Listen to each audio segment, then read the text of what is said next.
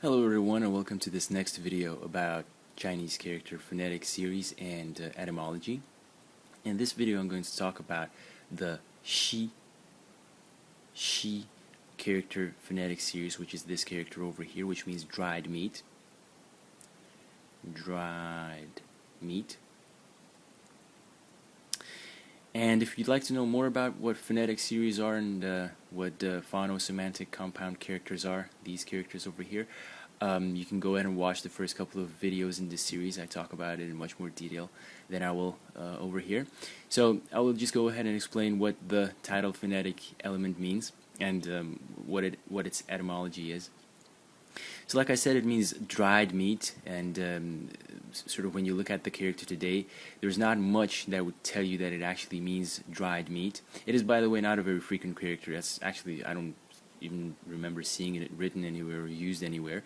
Its main function is to act as a phonetic element in the characters that you see here on the screen, or actually more than just these 7 characters, but I hope I chose the most frequent ones. But as a standalone character, I don't think I remember seeing it anywhere. Which doesn't mean that it's not used, but I just don't remember seeing it anywhere. And like I said, it means dried meat. In the modern version, we have to remember that it's still about 2,000 years old. There is nothing that would tell us that it means dried meat. So if we go one step back to this character over here, which is the seal script version of the character, and that would be about 200 BC, it's sort of started to take on a shape that does resemble something like maybe a sun and some pieces of meat, but still not there yet. So we have to go back one more step, and this is the oracle bone script version of the character, which is really, I mean, it's difficult to place, give it a date, sort of like when it was first used, but let's say at least 500 BC and definitely earlier than that. And we can clearly see a character or a symbol that was used at that time for the sun, and then these two sort of stripes that represent pieces of meat. So meat placed out on the sun to be dried meat. It is a meaning compound or a semantic compound, or in Chinese it's a 会意字, where you have 2 elements in the character combining into the meaning. So this is the earliest, or one of the, because there were many different variants and versions of the character, so I chose the most sort of representative one of that period. This is the character, or the shape of the character at that time, roughly 500 BC and earlier. Then one step later, this is 200 BC, when the character was formatted and simplified, it had this shape. And then again later, let's say about 2,000 or less than 2,000 years ago, the character was simplified and formatted again, and this is what we see and use today. The sun at the bottom is basically what if you use this as if you take this element out of the character and use it as a standalone character, it would still be the same character, and you can use it basically in 日子, which means a day. But the top is just a simplified and formatted sort of like a structure that is not a standalone character in Chinese today. You cannot see it. It's as a standalone character. It's basically just a formatted and simplified sort of version of whatever was in its place earlier, which were the 2 slices of meat. So that's so much for the etymology of this character. And let's go into this series. It's a very interesting series phonetically because the first couple of characters, they do resemble she as far as pronunciation goes, but the following characters do not, and I will talk about why that happened later. So the first character in the series is pronounced she in the first tone, and it means pity or regret. Pity, regret. And so this is the phonetic element in the character. She, dried meat. The pronunciation of this character as a whole is also she. And the semantic element in the character is this thing over here, which is pronounced xin, and it is heart. And as I mentioned earlier in my videos, whenever you have this element present in characters, it usually points to emotions or abstract meanings that have something to do with the mind or something along those lines. So it's clearly pointing to the meaning pity or regret. The next character is pronounced, I found two pronunciations for this character. One is ji, and one is ji in the second tone. And it's the original meaning of this, sorry, this is J. Let me write that one more time. Ji and ji in the second tone. And the original meaning of this character was imperial, sacred imperial field. Today it means to plow something, plow. And so it's not a very frequent character, well, depending on what industry you're in probably, but not a very frequent character. This is the semantic element, she, ji, or ji. So the initial consonant is not the same, but clearly it's the same. Like it points to a very, very similar sound. And the semantic element over here is this one, which is pronounced lei, and it is a plough. It doesn't look like a plough. Again, it's a formatted and simplified version of maybe a picture that looked like a plough a long, long time ago. But this is a symbol or an element that represents a plough. So that's the semantic element in the entire character. Moving on to the next one. This character is pronounced, it has two pronunciations, ji or jie. Ji or jie. And its original meaning was probably like a book or a record or something like that. That's the original meaning. Book, record. But like later it took on many different meanings, and meanings like membership or even like a native place. And probably the most frequent place where you can find this character is in the word 国籍, which means nationality. And so the phonetic element in this character is the entire previous character I was talking about.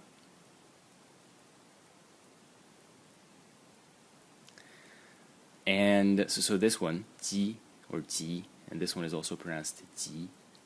And the semantic element is this part at the top, which is pronounced zhu, and it's bamboo.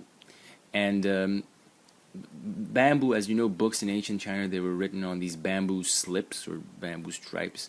And so since the original meaning of the character was book or record, that's why the semantic element bamboo is in this character. The next character is pronounced also ji or jie. Again, ji, jie. But it has two different meanings when it is pronounced ji or jie. When it's pronounced ji, its meaning is insult. And when it's pronounced jie, its original meaning was sort of like a sleeping pad or an underpad or a mat. So just write a mat.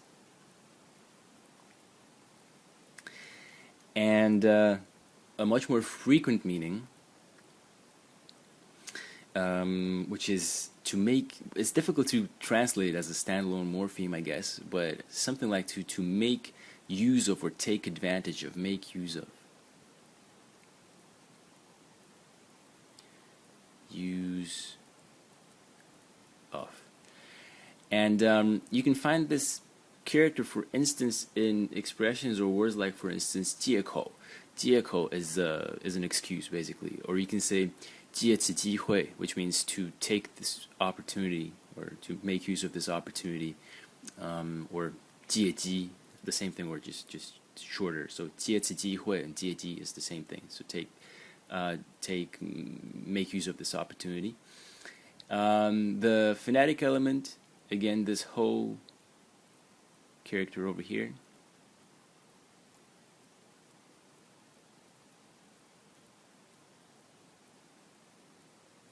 So this character, ji, to plow. And the semantic element, the top of the character, which is pronounced cao, and it is grass or straw. So since the original meaning of the character was mat, or a sleeping mat, which is made out of straw, That's why this tall grass semantic element is in it. Now moving on to the following few characters that have a very different pronunciation than the rest of the characters. This one is, the next one is pronounced jie, which is still understandable because the previous characters, even though they were pronounced jie and jie, they also had the ji pronunciation, so they are clearly linked to the title phonetic element, right? This is shi, ji, ji, ji, shi. Everything is fine. The previous two characters also had a jie pronunciation because somewhere in history, either the pronunciation started to diverge or the characters just started to have a different pronunciation. There are many reasons for why that happened. I don't think I can. I would love to talk about it, but it's a topic for hours of discussion. So let's just say that characters did acquire different pronunciations over time.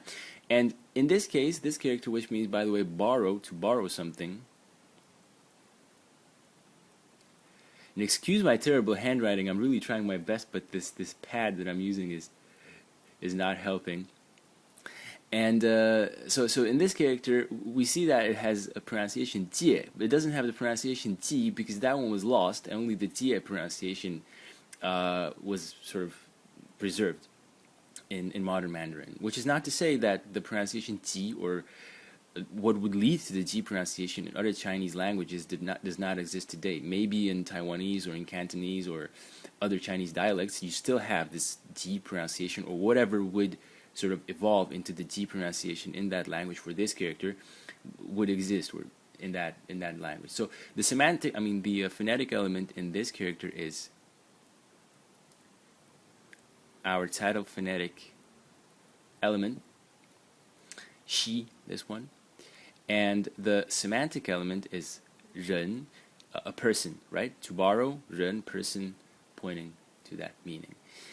And the final two characters, they are very different when it comes to their pronunciation. Both of them are pronounced cuo. Cuo.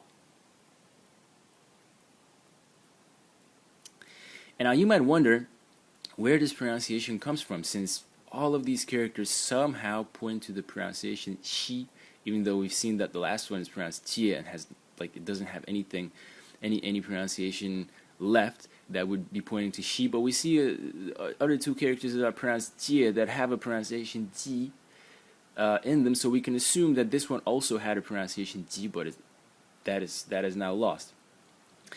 And the reason why these two characters are pronounced cuo, this one is cuo and this one is cuo, is that the title character itself used to be pronounced, well, this is slightly difficult to explain, but let's imagine that there would be a pronunciation for this character that would lead to a modern cuo as well.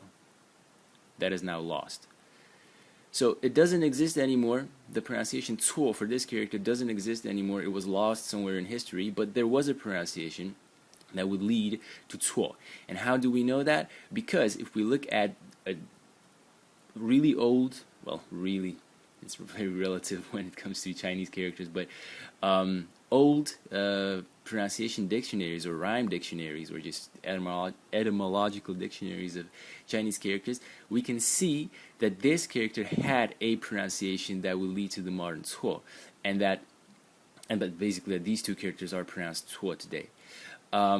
It's a slightly complicated topic to talk about and really hard to cover in a couple of sentences. So if you like, you can go ahead and do some more research about that. The point is that this character used to have a pronunciation which is now lost, and that would lead to a modern cuo today. So this character over here, cuo, it means mistake. Mistake. And so this is the phonetic element in it, which by the way, it's not going to help you today in any way. I mean, it's not going to help you memorize how to read this character, because this character is pronounced shi, and you do not know that it used to be pronounced cuo. So even if you know that this element is pronounced shi, it's not going to help you in any way to memorize how to pronounce it. It's just going to give you some more information about about the etymology of the character. And the semantic element is this radical on the left side, which is pronounced tin, and it's a metal. And again, you might wonder, what is the radical metal doing in a character that means mistake? Well, originally the character probably meant a polishing tool, or to polish something. And that tool was made out of some sort of a metal. And then, and again, this is a very complicated topic to talk about, the character acquired more meanings, and one of them was mistake. It's really complicated it's complicated to figure out how these meanings were acquired, and it's also complicated to explain how that happened. So again, just to make it really simple, by meaning extension or by sound loan, this character 错, which used to mean a polishing tool, then later acquired the meaning mistake. And the last character in this series is again pronounced 错 as the mistake character, and the phonetic element is this one.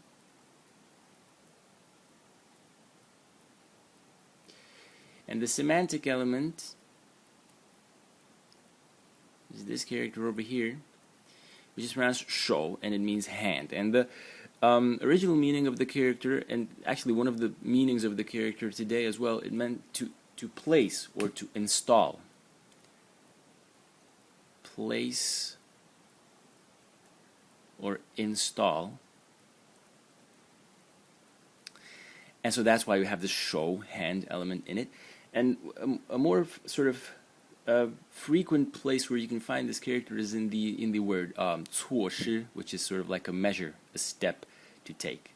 Alright, so I hope you enjoyed this presentation. I tried to explain to you the phonetic series shi, which is led by this character, dried meat. And if you have any questions, please leave them in the comments section, and I will see you in the next video.